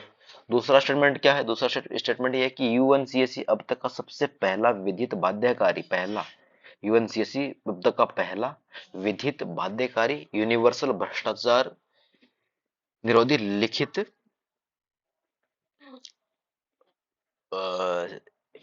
क्या है, ये एक इंस्ट्रूमेंट है। ठीक है, तो देखो, अब तक का सबसे पहला, एक बार इसको एक्सट्रीम किया, 2 बार एक्सट्रीम किया, सार्वभौम से संबंधित एक्सट्रीम कर दिया, और लिखा हुआ भी कर दिया, 4 बातें हो गई यहाँ पे। इतना एक्सट्रीम स्टेटमेंट अगर एग्जामिनर बना रहा है तो बहुत ऑब्वियस सी बात है कि वो सही ही जाएगा। ठीक है, थोड़ा टफ क्वेश्चन है भाई, थोड़ा टफ क्वेश्चन है। ठीक है, बट आप इसको सही मान करके चलो। यहाँ पे सिर्फ ये लिखो ना कि सबसे बड़ा लिखित है, ऐसा कुछ होता तब गड़बड़ हो जाती। पर जब वो बार बार लिख रहे हैं और वो इसमें यूनिवर्सल भी लिख रहा है एक तरीके से, ठीक है, क्या है, अंग्रेजी में पढ़ो कि UNCSC is the ever first legally binding global anti corruption instrument. ठीक है, इतना एक्सट्रीम अगर बना रहा है तो कोई बात रही होगी, इसलिए इतना एक्सट्रीम बना रहा है। ठीक है, बनाने को तो ठीक है, ये ना लिखता सार्वभौम, या फिर क्या करता कि बाध्यकारी ना लिखता, या फिर ठीक है सबसे बड़ा लिख करके दिया था कि ये बाध्यकारी, ये अनिवार्य थे बाध्यकारी और सार्वभौम है, कोई भी एक चीज लिखता ना। पर इतने सारी चीजें जब एक साथ लिख रहा है तो बहुत ऑब्वियस सी बात है कि सारे ये वाला स्टेटमेंट यहाँ पे सही है। ठीक है, अब देखिए तीसरा स्टेटमेंट, तृतीय पार संगठित अपराध के विरुद्ध संयुक्त राष्ट्र का ये जो कन्वेंशन है कि एक विशिष्ट ऐसे विशिष्ट अध्याय का समावेशन है जिसका लक्ष्य उन संपत्तियों या वैध स्वामियों को लौटाना है जिनके अवैध तरीके से ले गए थे। ये काम सरकार का होता है कन्वेंशन, देखिए सरकार करेगी ना काम, ये काम क्यों करेगा ये। ठीक है, ये काम तो संपत्तियों को लौटाना नहीं लौटाना ये सब काम तो सरकार ही करती है ना, सरकार इस पे निर्णय लेगी लौटानी है कि नहीं लौटानी है। ठीक है, तीसरा स्टेटमेंट आप गलत करो, जैसे आप गलत करोगे क्या होगा, दो और चार ऑटोमेटिकली आपको उत्तर आ जाएगा। और फिर चौथा क्या है कि मादक द्रव्य और अपराध विषयक, देखो यूएनओडीसी संयुक्त राष्ट्र के सदस्य राज्यों यूएनसीएसई और यूएनटीओसी दोनों की कार्यान्वयन में सहयोग करने के लिए अधिदेशित है। ठीक है, ये दोनों क्या है, ये दोनों कन्वेंशन है। बाहर से साउंड आ रहा होगा तो मैं इस चीज के लिए माफी चाहूंगा यार, कुछ जा रहा है कुछ बेचने बेचने वाला तो वो साउंड आ रहा होगा आपको, मुझे आ रहा है, हो सकता है आपको आ रहा है, तो प्लीज थोड़ा सा कोऑपरेट कीजिएगा। ठीक है, ठीक है, तो ये कन्वेंशन है, ये कोई ऑर्गेनाइजेशन नहीं है, तो ये ऑर्गेनाइजेशन मान करके इसको गलत कर दो, नहीं नहीं नहीं, ऐसा नहीं करना है बहुत। ठीक है, पॉजिटिव मान करके इसको सही करो। और वैसे भी अगर आप यहाँ पर ये संपत्तियों को लुटाना वे तरीके से ली गई है तो ये काम सरकार का होता है, ये किसी कन्वेंशन के अंतर्गत वैसे नहीं होता ये। ठीक है, तो आपका यहाँ पे दो और चार आपका सही हो जाएगा। ठीक है, अब आइए आगे। भारतीय वन अधिनियम 1927 में हाल ही में हुए संशोधन के अनुसार वन्य निवासियों को वन्य क्षेत्र में उगने वाले बांस को काट गिराने का अधिकार है, वन्य निवासियों को। ठीक है, और अब देखो वन निवासी है, अब ऐसा तो है नहीं कि वो 10 पेड़ काटेंगे, 15 नहीं काटेंगे या 50 नहीं काटेंगे। मान लो इन्होंने 100 पेड़ काट दिए, तो है तो नेगेटिव काम ही ना अपने आप में एक तरीके से, ये तो बहुत नेगेटिव स्टेटमेंट हो जाएगा ना कि आप ऐसे कैसे पेड़ों को काट सकते हो। ठीक है, तो भले ही आप ठीक है आप जनजाति क्षेत्रों को आप कैसे भी अधिकार दे दो, पर आप ऐसा नहीं कह सकते ना कि आपको बांस के पेड़ काटने का पूरा पूरा अधिकार है। एक टाइम के बाद तो वो नेगेटिव में चला जाएगा, प्रकृति को उससे नुकसान होगा ना। ठीक है, एक्ट दिया गया है, पर आप सोचो कि ये देखो ना कि एक्ट के आगे क्या इन्फॉर्मेशन इन्होंने प्रोवाइड करवाई है। बांस को काटने का अधिकार तो किसी को भी नहीं होगा ना एक लिमिट से ज्यादा। इन फ्यूचर ये गलत चला गया तो पहला स्टेटमेंट यहाँ पे गलत है, पहला जैसे ही गलत करोगे आपका ये भी गलत हो जाएगा, ये भी गलत होगा, तीन आपका सही है। तीसरा क्या कह रहा है कि अनुसूचित जनजाति एवं अन्य पारिवारिक वनवासी वन्य अधिकारों की मान्यता 2006 वन्य निवासियों को गौण वन उपजों के स्वामित्व की अनुमति देता है। ठीक है, वो दूसरा स्टेटमेंट क्या है कि वन जो अनुसूचित जनजाति एवं अन्य पारिवारिक वनवासी वन्य अधिकारियों की मान्यता अधिनियम 2006 के अनुसार बांस जो है वो एक गौण वन उपज है। ठीक है, तो ये बात है ना कि अब इसको अंग्रेजी में देखो और इंग्लिश में क्या कह रहा है कि bamboo is minor forest produce. भाई लिस्ट लंबी होगी ना, उस लिस्ट में कुछ बहुत सारे पौधों पेड़ पौधों के नाम दिए गए होंगे, उसमें उन्होंने क्या किया बेम्बू को उठा के लिख दिया कि हाँ ठीक है ये माइनर में आता है। कुछ मेजर फॉरेस्ट प्रोड्यूस होंगे, कुछ माइनर फॉरेस्ट प्रोड्यूस होंगे, लिस्ट लंबी होगी। लिस्ट लंबी होगी तो बहुत ऑब्वियस सी बात है ना कि आपको फिर इसमें बहुत पॉजिटिव मान के गो थ्रू विद इट वाला मामला होगा कि हाँ ठीक है इतने सारे लिस्ट में कोई एक नाम उठा कर दे दिया। और फिर ये वाला जो स्टेटमेंट है ऑब्वियस सी बात है कि SC ST OBC vulnerable section जो भी होगा वनरेबल सेक्शन के बारे में स्टेटमेंट कभी भी गलत नहीं जाते। और जब भी किसी ऐसे एक्ट की जब बात हो रही है तो वो सही ही जाते हैं जनरली। ठीक है, तो यहाँ पे आपका दोनों स्टेटमेंट यहाँ पे सही हो जाएंगे, दो और तीन। ठीक है, तो थोड़ा सा लाइक बहुत ये वाली चीज आपको ध्यान में रखनी है कि जब भी जैसे ये आए, अभी हमने क्या पढ़ा था थोड़ी देर पहले पीवीटीजी पढ़ा था, तो पीवीटीजी में तो वही सीन था ना कि भाई इतनी सारी लिस्ट है वहां पे वो क्या करेंगे दो दो ट्राइबल्स को लिख दिया। हमने थोड़ी देर पहले कल मेरे ख्याल से कल वाली वीडियो में हमने शायद पढ़ा था कि कम्युनिस्ट पार्टी के ये महासचिव रहे हैं, ये उसके सदस्य रहे हैं, ये उसके अध्यक्ष रहे हैं, तो रहे होंगे ना भाई, ये संविधान सभा के सदस्य रहे होंगे, इतने सारे सदस्य है, 300 सदस्य थे, कोई एक तो रहा ही होगा ना। लगभग जैसे 300 सदस्य थे। अब बांस गौण वनोपज है कि नहीं, अब एक ऐसा होता है नहीं कि सिर्फ एक ही उत्पाद होगा, कितने सारे उत्पाद होंगे, उन्होंने कोई एक उत्पाद को नाम लिखा है। ठीक है, तो होगा ना भाई, उसमें आप इसको सकारात्मक मान करके ही चलो इसमें। ठीक है, कि यहाँ पे खुद का दिमाग लगाने की जरूरत नहीं है, उसको गो थ्रू विद इट वाला मामला है, सारे स्टेटमेंट को अच्छे से पढ़ना है, बात बन रही है तो पॉजिटिव मान करके ही आगे बढ़ो। ठीक है, अब आओ आगे। भारत के संविधान के अनुसार कौन सा अपनी पसंद से व्यक्ति विवाह करने का व्यक्ति को अधिकार का सर्टिफिकेट अपनी मर्जी से शादी करने का अधिकार किसमें होता है? आर्टिकल 21 में होता है। तो घर वालों से जाकर ये बोल सकते हो कि मेरा अधिकार है कि मुझे किसी से शादी करनी नहीं करनी है। हालांकि उसके बाद में आपके साथ क्या परिणाम होंगे उसकी मैं जिम्मेदारी नहीं लेता हूँ कि घर वाले डांटेंगे क्या करेंगे, जो भी है कुटाई भी हो सकती है भैया। ठीक है, खैर पढ़ाई लिखाई करो, कुछ नहीं रखा इन बातों में, दुनिया के सबसे बड़े स्कैम है ये सब। पढ़ाई काम आनी है आखिर में, पढ़ाई करो मजा आएगा, वही चलना है साथ में आखिर तक। सिलेक्शन और पैसा ये चीजें होती है लाइफ में। ठीक है, अब आ गया। भारतीय पेटेंट अधिनियम के अनुसार किसी बीज को बनाने की जे प्रक्रिया को भारत में पेटेंट कराया जा सकता है। ठीक है, अब सीन क्या है गुरु? अब इसको देखो, ये थोड़ा सा टफ क्वेश्चन है, ये थोड़ा सा टफ है। अब देखो कि भारत में कोई भी बौद्धिक संपदा अपील बोर्ड नहीं है, ऐसा तो हो ही नहीं सकता ना, कि there is no any no intellectual property appellate board in India, ऐसा तो संभव ही नहीं है ना। तो गलत स्टेटमेंट, ऑब्वियस सी बात है ऐसा। तो जहां पे 2 नंबर गलत है उसको गलत करो। अब देखो 3 नंबर तो हमारा सही है। क्या? कि पादप किस्में भारत में पेटेंट कराए जाने के पात्र नहीं है। ठीक है, ये वाला स्टेटमेंट तो हमारा सही है। इसका मतलब तीन तो, क्योंकि हमें यहाँ ऑप्शन से मिल रहा है, और तीन तो वैसे भी सभी में था ही था। ठीक है, इसका मतलब है कि ठीक है, पात्र नहीं हो, इसके पात्र नहीं, भारत में पादप किस्में जो भारत में, आप उसको पेटेंट नहीं करवा सकते। पेटेंट अधिनियम, भारतीय पेटेंट अधिनियम के अनुसार किसी भी बीज को बनाने की जैव प्रक्रिया को भारत में पेटेंट करवाया जा सकता है। ठीक है, अगला स्टेटमेंट है, ठीक है, कि कैन लिखा है यहाँ पे। ठीक है, तो हम नहीं कह सकते हैं कि पॉजिटिव स्टेटमेंट है, पर ठीक है ना, कि भारत में मतलब क्या हुआ कि पेटेंट करवा दिया, दुनिया भर में उसको कोई नेगेटिव इम्पैक्ट ना पड़े। हो सकता है ना कि इन्होंने करवाया, दुनिया में इसका नेगेटिव इम्पैक्ट हो भाई।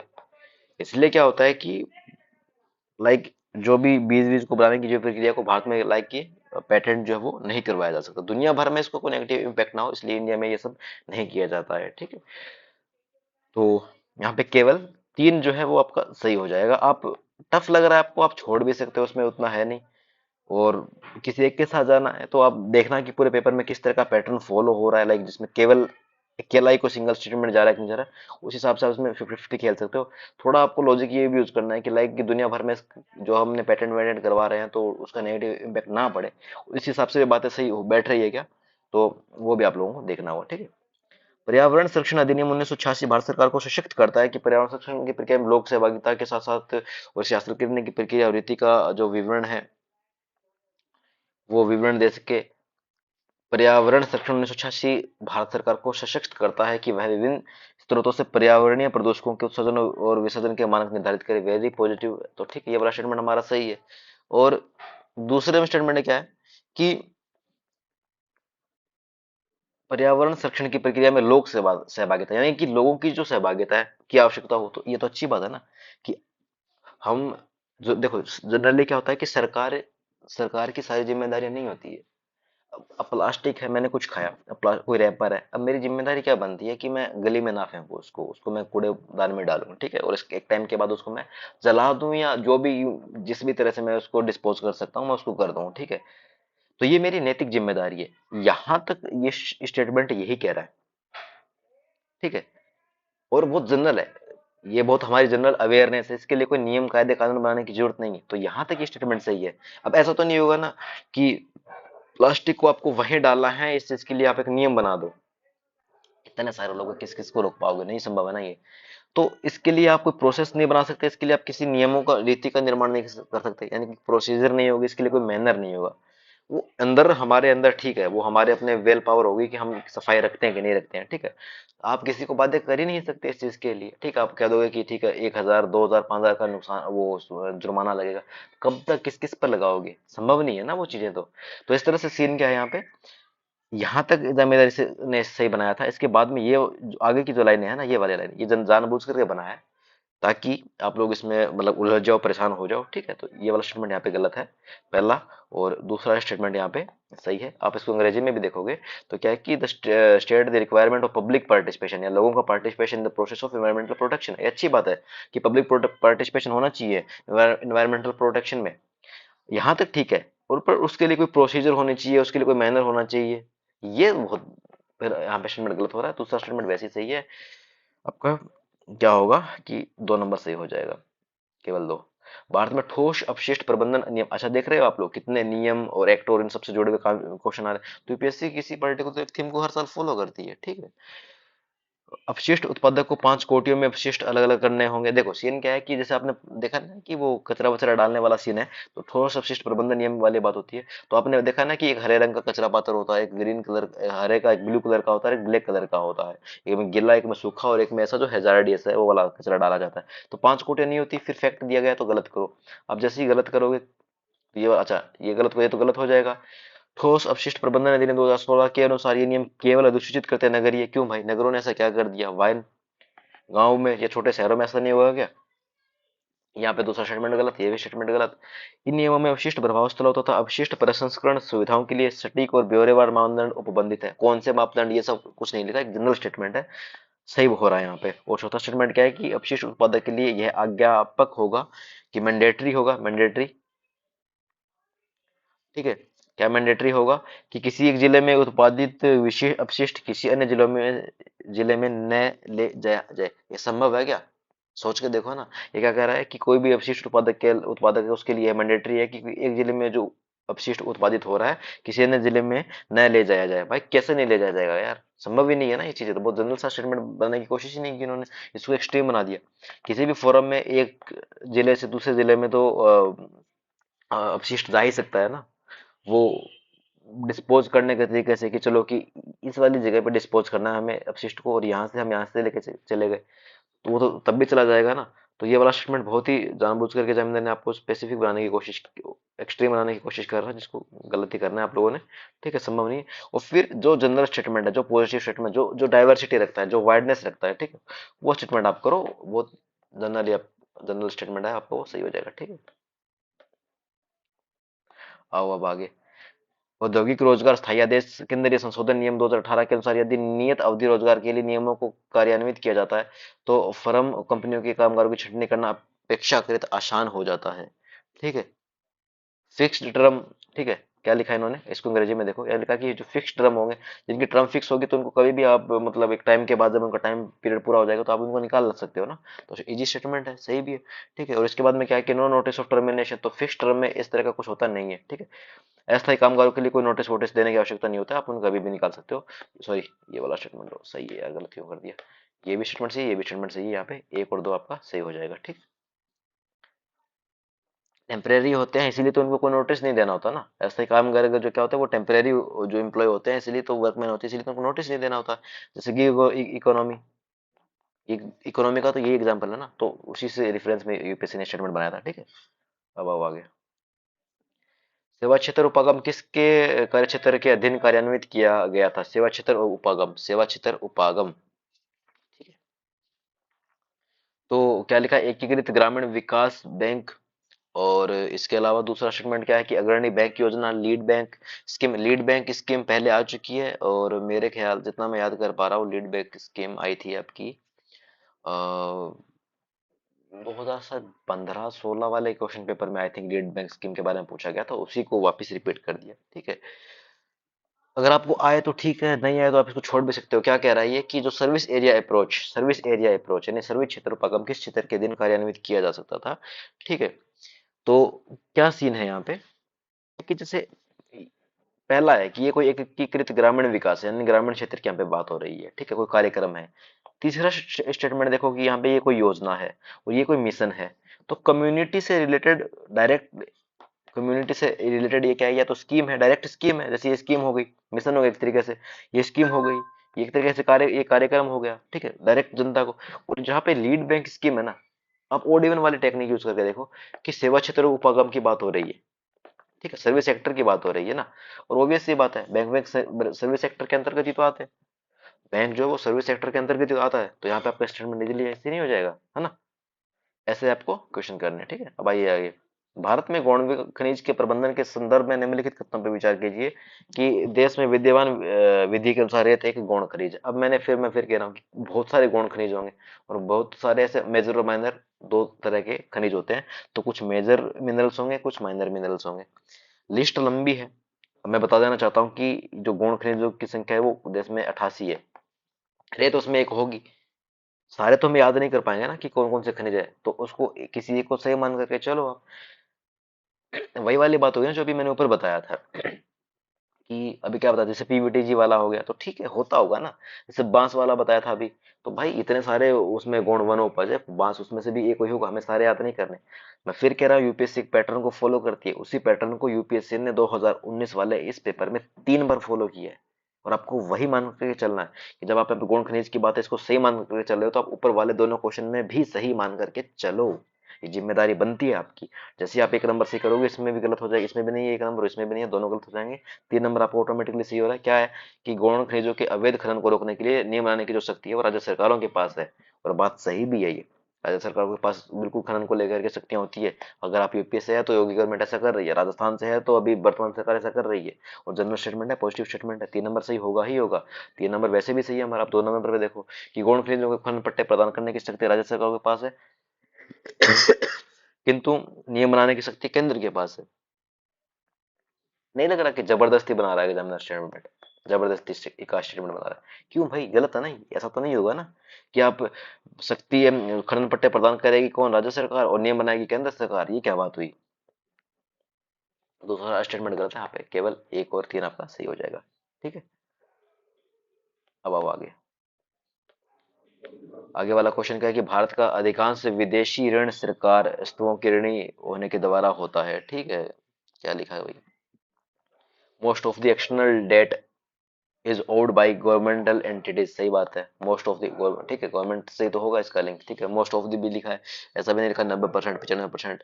ठीक है, all of India's external debt is denominated in US dollar. क्यों भाई, बाकी भी तो है ना, रूबल भी तो है, दिरहम भी तो है, वाई यूएस डॉलर? ये गलत हो जाएगा, 1 नंबर सही हो जाएगा। क्या कह रहा है हिंदी में देखो, कि भारत का जो अधिकांश विदेशी ऋण जो है वो अधिकांश विदेशी ऋण सरकारी एंटिटी जो एंटिटीज है उसके द्वारा होता है। तो ठीक है, स्टेटमेंट सही है। और भारत का सारा, एकदम सारा का सारा जो विदेशी ऋण है वो यूएस डॉलर में है, नहीं भाई, दिरहम रूबल इन सब में तो भी तो मतलब भारत ने लोन ले रखा है। तो दूसरा स्टेटमेंट गलत है, केवल एक सही हो जाएगा। भारत के किसी वाणिज्यिक बैंक की परिसंपत्ति के रूप में निम्नलिखित में क्या शामिल नहीं है? ठीक है, तो बहुत जनरल सा स्टेटमेंट है। जो अच्छी चीज हो, परिसंपत्ति यानी एसेट, जो अच्छी चीज हो, जो लाइबिलिटी क्रिएट करे, जो लाइबिलिटी क्रिएट करे, ठीक है, एसेट यानी जो लाइबिलिटी क्रिएट करे, वो वाला आपको देखना है यहाँ पे। तो जो जमा होगी ना, उसको वाणिज्यिक बैंक की परिसंपत्ति में मतलब क्या है कि इसमें शामिल इसको नहीं किया जाता। ठीक है, जैसे अग्रिम है तो ये रिटर्न देगा, निवेश है तो ये रिटर्न देगा, और जो money at call and short notice है वो भी क्या करते हैं कि रिटर्न करते हैं। जमा तो नहीं करेगा ना, वो तो आदमी खुद लेकर के जाएगा जिसका है। तो इसमें इस तरह से भी आप इसको करो। ठीक है, तो इसमें केवल जमा इसका आंसर हो जाएगा। ठीक है, वाणिज्यिक बैंकों की परिसंपत्ति में कौन कौन शामिल है? अग्रिम शामिल है, निवेश शामिल है, मांग और अल्प सूचना मुद्रा शामिल है। भारत के संदर्भ में निम्नलिखित क्या है कि भारत के संदर्भ में मुद्रा संकट के जोखिम को कम करने के लिए निम्नलिखित में से कि कौन कौन से कारक योगदान देते हैं? ठीक है, तो सोचने वाली बात है ना कि जो मुद्रा संकट को कौन कौन कम कर सकता है? आईटी सेक्टर के विदेशी मुद्रा अर्जन के द्वारा। ठीक है, ठीक ठाक मात्रा में विदेशी मुद्रा का अर्जन होता है, तो यहाँ पे ये वाला ठीक है। सरकारी व्यय बढ़ेगा, सरकारी खर्चा बढ़ेगा, तो कैसे मुद्रा संकट कम होगा? तो मुद्रा संकट बढ़ेगा ना। 2 नंबर गलत है, ये भी गलत है, ये गलत है, 1 नंबर सही होगा। विदेशी भारतीय द्वारा भेजा गया जो धन है, अब सीन क्या है कि जैसे इसको कैसे करोगे? जैसे कह रहा है कि विदेशी जो भारतीय है वो जो धन भेजे, मान लो वो डॉलर भेजा उन्होंने, डॉलर भेजेंगे, तो उससे क्या होगा? फॉरेक्स बढ़ेगा, फॉरेक्स बढ़ेगा ना इससे। अगर डॉलर भेजा है विदेशियों ने, तो वो क्या होगा कि उससे फॉरेक्स बढ़ेगा।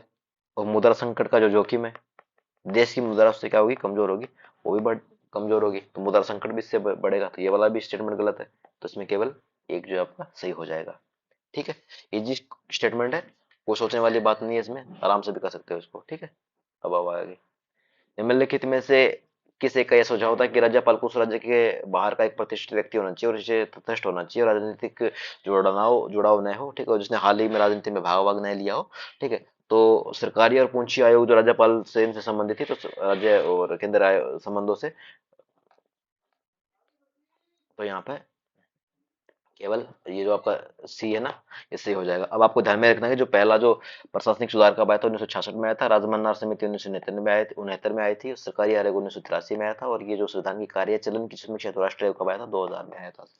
ठीक है, अब आ जाओ।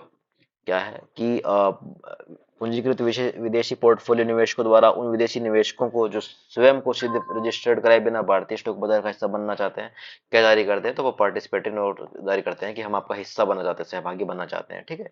और फिर इसको अंग्रेजी में अगर आप देखोगे तो यहाँ पे ये लिखा भी गया ना कि वो मतलब want to be part part बनना चाहते हैं, तो आपको पार्टिसिपेटरी नोट से तो चाहिएगा ना, ठीक है। तो आप इसको ऐसे भी कर सकते हो।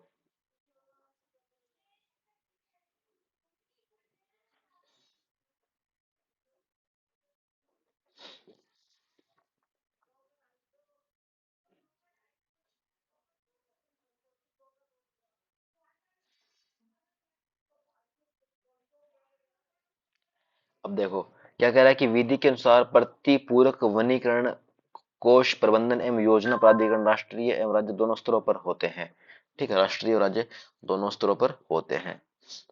और कौन सा कथन सही है इसमें पूछा है। फिर आगे क्या कह रहा है कि प्रतिपूरक वनीकरण निधि अधिनियम 2016 के अधीन चलाए गए प्रतिपूरक वनीकरण कार्यक्रमों के लोगों की सहभागिता अनिवार्य है। मैं फिर कह रहा हूँ कि लोगों पर आप कोई भी चीज थोप नहीं सकते, ठीक है। आप लोगों पर कोई भी चीज थोप नहीं सकते, ठीक है। वो अपनी मर्जी से भाग लेंगे, नहीं लेंगे तो नहीं लेंगे, सिंपल है। आप लोगों ने कहा अब आप इंडिविजुअल आप ही सोचो ना, आपको किसी चीज के लिए बाध्य किया जा सकता है क्या? कि आपको जैसे ये क्या लिखा है कि वनीकरण प्रोग्राम, ठीक है।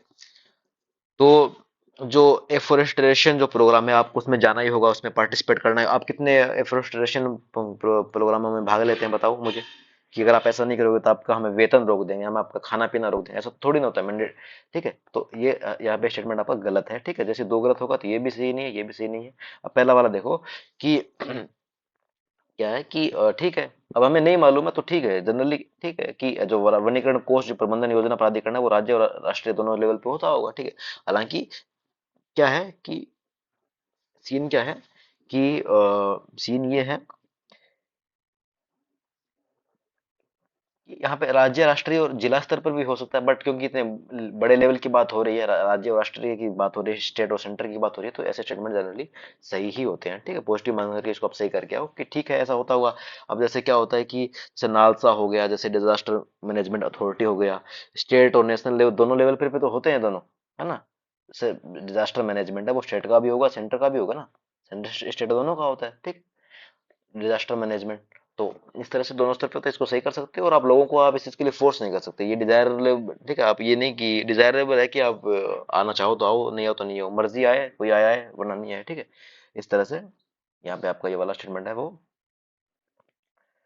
अ, गलत हो जाएगा, पहला स्टेटमेंट यहाँ पे आपका सही है, ठीक है। अब आओ आगे। भारत में दूरसंचार बीमा विद्युत जैसे क्षेत्रों में स्वतंत्र नियामकों का पुनरीक्षण निम्नलिखित में से कौन करता है? ये वाला स्टेटमेंट है, ठीक है। समितियां करती है ये सारा काम तो, ठीक है। जो भी फॉलो रिव्यू वगैरह जो है वो कौन करता है, वो कोई भी कमेटी वगैरह ही करेगी ना। तो यहाँ पे जो जो कमेटियां वो देखो इनको। अब देखो सिंपल सी एक चीज बताता हूँ मैं आपको यहाँ पे, ठीक है। ऑब्वियस सी बात है कि दूरसंचार बीमा विद्युत और इन क्षेत्रों में जो स्वतंत्र स्वतंत्र नियामकों का परीक्षण है, नीति आयोग तो कभी नहीं करेगी, है ना। नहीं करेगी ना, तो काटो 5 नंबर को। एक नंबर आपका वैसे ही सही हो गया, एडहॉक कमेटी है। अब जहाँ पे समितियां आ रही है तो ऑब्वियस सी बात है समितियां काम करेगी, तो ये वाली भी समिति है। वित्त आयोग ने कभी आपने सुना है वित्त आयोग की ट्रांस ये सब काम करता है? वित्त आयोग इन दोनों का कभी काम नहीं करता। 3 नंबर को गलत करोगे ये भी गलत हो जाएगा, एक और दो ऑटोमेटिकली आपका आंसर आ जाएगा यहाँ पे। इजी है ना ये वाला स्टेटमेंट? ये जो स्टेटमेंट इजी है ना। वित्त आयोग सिर्फ सिफारिश करता है, वो बताता है कि ये वाला ऐसे से होगा, ये वाला ऐसे से हुआ है, ये ऐसा ऐसा कर सकते हो, ठीक है ना। तो यहाँ पे आपका एक और दो सही हो जाएगा। आइए थोड़ा आगे। क्या है कि भारत में पंचवर्षीय योजनाओं के संदर्भ में निम्नलिखित कथनों में से कौन सा सी दूसरी पंचवर्षीय योजना से बुनियादी और पूंजीगत वस्तु उद्योगों के प्रतिस्थापन में दिशा में निश्चयात्मक जोर दिया गया था, तो सही बात है। और चौथी में क्या हुआ कि संपत्ति आर्थिक शक्ति के बढ़ते संकेंद्रण की पूर्ववर्ती के सुधार का उद्देश्य बनाया गया था। पॉजिटिव स्टेटमेंट सुधार उधार की बात हो रही है तो वैसे भी सही करके आओ इसको। और फिर पांचवी पंचवर्षीय योजना में पहली बार वित्तीय क्षेत्र के को योजना के अभिन्न अंग के रूप में शामिल किया गया। मतलब इससे इससे पहले क्या इन्होंने फाइनेंशियल सेक्टर के बारे में कभी सोचा ही नहीं क्या? पहली बार एक्सट्रीम बना दिया गया इसको। ये वाला स्टेटमेंट यहाँ पे गलत है, ये गलत है, ये गलत है, एक और दो आपके वैसे ही सही है, तो आपका स्टेटमेंट वैसे ही सही हो जाएगा, ठीक है। कह रहा है ना कि पांचवी पंचवर्षीय योजना, तो मैं अगर 52 से भी अगर काउंट करूं, अगर और 5-5 साल पे हो रही है, अगर ये भी काउंट करूं तो 25 साल बाद आप मतलब फाइनेंशियल सेक्टर के बारे में सोच रहे हो, तो गलत हो जाएगा ना स्टेटमेंट। अब आगे चलिए 75 क्वेश्चन करेंगे, तो लास्ट है आज का पेज। एआईआईबी के बारे में बताना है कि तो एआईआईबी में 80 से अधिक देश हैं, ये कह रहा है, ठीक है। एआईआईबी में 80 से अधिक देश हैं। तो सोचने वाली बात है ना कि ये एशिया का एक समूह है, एक ग्रुप है, और एशिया में बहुत सारे देश हैं। एशियन इंफ्रास्ट्रक्चर इन्वेस्टमेंट बैंक है। अब देखो, एक बार अगर आपको ये नहीं आ रहा है कि इसमें फैक्ट है, ऐसी है कि ऐसी नहीं है कि अगर, तो आप एक बार होल्ड कर लो। AIIB में भारत सबसे बड़ा लार्जेस्ट शेयर होल्डर स्टॉक है। एशिया में दो बड़े देश आते हैं, जैसे क्या हो गया कि जैसे एक तो आपका, जैसे एक तो चाइना ही हो गया। भारत से पहले तो चाइना ही सबसे बड़ा शेयर धारक होगा ना। भारत से पहले तो चाइना सबसे बड़ा देश, वो शेयर धारक होगा। तो दो नंबर आप जैसे गलत करोगे, दो नंबर यहाँ पे गलत होगा, एक नंबर आपका खुद ही सही हो रहा है। देखो, ये रहा और ये रहा। अब तीसरे को देखना है कि AIIB में एशिया से बाहर का कोई देश नहीं है। ठीक है, AIIB में भारत का कोई देश नहीं है। अब देखो, एशिया जो महाद्वीप है उसमें टोटल देश कितने हैं? 48। और यहाँ पे क्या कह रहा है कि AIIB के 80 से अधिक राष्ट्र, सदस्य राष्ट्र है। तो ये दोनों खुद ही एंटी हो गए ना। अगर एशिया में 48 ही देश है, तो बचे हुए जो बाकी के जो देश है वो कहाँ से आएंगे? वो बाकी जितने भी महाद्वीप हैं वहां से आएंगे ना। तो पहला और तीसरा स्टेटमेंट एक दूसरे के एंटी है। और क्योंकि हम जानते हैं कि तीसरा स्टेटमेंट यहाँ पे गलत ही हो रहा है। ठीक है, क्योंकि ए कह रहा है कि 80 से ज्यादा सदस्य देश है, एक नंबर। 3 नंबर कह रहा है कि एशिया के बाहर का कुछ सदस्य है ही नहीं। ठीक है, उस केस में, और फिर वही वाली बात, कोई सदस्य नहीं है, एनी। भाई कोई पर्यवेक्षक बनाओ, कोई कैसे भी, कोई भी दूसरा देश अगर इसमें इंक्लूड हो रहा है, तो ऑब्वियसली बता स्टेटमेंट गलत हो जाएगा ना। तो इस तरह से इसमें जो सही आंसर आपका केवल एक है कि इसमें 80 से अधिक सदस्य राष्ट्र है। ठीक है, और भारत नहीं, इसमें सबसे बड़ा चाइना भी है। बाकी मतलब, और फिर पहले वाला स्टेटमेंट कह रहा है कि 80 से अधिक देश है, तो बाकी दुनिया के बहुत बड़े बड़े देश दूसरे भी तो है ना। तो उनमें से कोई एक देश हो जाएगा, भारत में क्यों होगा फिर? ठीक है ना, और एशिया से बाहर का कोई इस देश से नहीं है। एंड इसको आप नेगेटिव मान करके चलो। भारत हाल ही में भारतीय बैंकों और वित्तीय संस्थाओं द्वारा इंटर क्रेडिटर एग्रीमेंट पर हस्ताक्षर करने का उद्देश्य दिया गया था। तो भारत और बैंक और जो वित्तीय संस्था, इन्होंने किसी इस एग्रीमेंट पे हस्ताक्षर किया। तो हमें देखना है कि कौन ज्यादा सही सही वाला सीन, मतलब ज्यादा अच्छे से वेल डिफाइन कर रहा है। देखो, आप इसमें देखो, पहला स्टेटमेंट क्या है कि भारत के राजकोषीय घाटे चालू लेखा घाटे के वर्षानुवर्ष पड़ने वाले भार को कम करने का इसका उद्देश्य है। केंद्रीय राज्य सरकार को अधिकाधिक संरचना परियोजना को संबल बनाने का, संबल प्रदान करने का इसका उद्देश्य था। 50 करोड़ या उससे अधिक ऋणों के आवेदनों के मामले में एक रेगुलेटरी के रूप में इसका काम करना, स्वतंत्र नियामक के रूप में। और फिर डी क्या है कि 50 करोड़ या उससे अधिक की दबावयुक्त परिसंपत्तियां, जो स्ट्रेस्ड एसेट जो है, जो संघ यानी कॉन्स्टिट्यूएंट लैंडिंग के अंतर्गत है, अधिक तेजी से इसको समाधान करने का लक्ष्य करना। देखो, जनरली दोनों स्टेटमेंट एक तरह के हैं शुरुआत में, यहाँ तक के 50 करोड़ या उससे अधिक, 50 करोड़ या उससे अधिक की बात हो रही है ना। तो मामला क्या है कि इन दोनों में से कहीं एक होगा। ठीक है, जो ज्यादा वेल डिफाइन हो उसके साथ जाने की कोशिश करो। तो ये जो जब हुआ था 2019 में, ये जो हस्ताक्षर हुआ था इंटर इंटर क्रेडिटर एग्रीमेंट, इसलिए किया गया था कि 50 करोड़ या उससे अधिक की जो संपत्ति, जो दबावयुक्त परिसंपत्ति है, जो कि शायद संघ उधारी के अंतर्गत है, तेजी से उसका समाधान करना, ताकि भारत सरकार या राज्य सरकार या सरकारों पे इसका ज्यादा प्रभाव ना पड़े। ठीक है, सार्वजनिक क्षेत्र के बैंक जो है उनका अध्यक्षों का चयन कौन करता है? तो न्यूज में था उसमें, बैंक बोर्ड ब्यूरो जो है वो इसका चयन करता है, उसमें बनाया गया था इसको। ठीक है, याद रखोगे आप लोग। और अभी सीन क्या है? पहले बैंक बोर्ड ब्यूरो था, अभी वर्तमान में 2024 में, याद रखोगे, हालांकि ये बाद में हो गया था, पिछले वर्ष ही हो गया था। FSIB आ गया यहाँ पे। ठीक है, FSIB आ गया। ठीक है, अभी बैंक बोर्ड ब्यूरो नहीं रहा, FSIB यहाँ पे आ गया है। पेट्रोलियम और प्राकृतिक गैस नियामक बोर्ड, PNGRB, भारत सरकार द्वारा स्थापित प्रथम नियामक, भारत द्वारा स्थापित प्रथम नियामक। तो अभी हमें तो नहीं पता कि ठीक है पहला है कि क्या है। तो आगे देखो, PNGRB का एक कार्य है, इन्होंने एक कार्य लिखा है, यानी 100 में से कोई एक कार्य है, 20 में से कोई एक कार्य है। गैस के लिए प्रतियोगी बाजार को सुनिश्चित करना है। बहुत ही सकारात्मक सा स्टेटमेंट है, मतलब दो नंबर तो सही होगा, मतलब दो नंबर तो इसमें नहीं है हमारा। ठीक है, और PNGRB के निर्णयों के विरुद्ध अपील विद्युत अपील अधिकरण के समक्ष की जाती है। PNGRB क्या है? पेट्रोलियम और प्राकृतिक गैस नियामक बोर्ड है, और जिसकी अपील विद्युत अपील अधिकरण। ठीक है, appeal against that decision of PNGRB go before the appellate tribunal for electricity. ठीक है, और पहला स्टेटमेंट क्या है कि PNGRB जो भारत सरकार द्वारा स्थापित प्रथम नियामक निकाय है। ये कह रहा है, क्या कह रहा है कि PNGRB is the first regulatory body set up by the government of India. भाई पेट्रोल वेट्रोल पे तो सरकार ठीक है बाद में दे रही। कोई और ऐसा तो कोई और भी तो बहुत सारे रेगुलेटरी बॉडीज बन सकती है ना उससे पहले। जरूरी तो नहीं कि नहीं यही हो। इजी करना आसान, इसको गलत करना आसान होता है क्योंकि आपको तीन स्टेटमेंट बनाने हैं पीएनजीआरबी के बारे में, ठीक है। तो आपके लिए प्रथम द्वितीय तृतीय ऐसा स्टेटमेंट बनाना आपके लिए इजी है, मतलब इसको गलत करना। और फिर इसमें बात हो रही।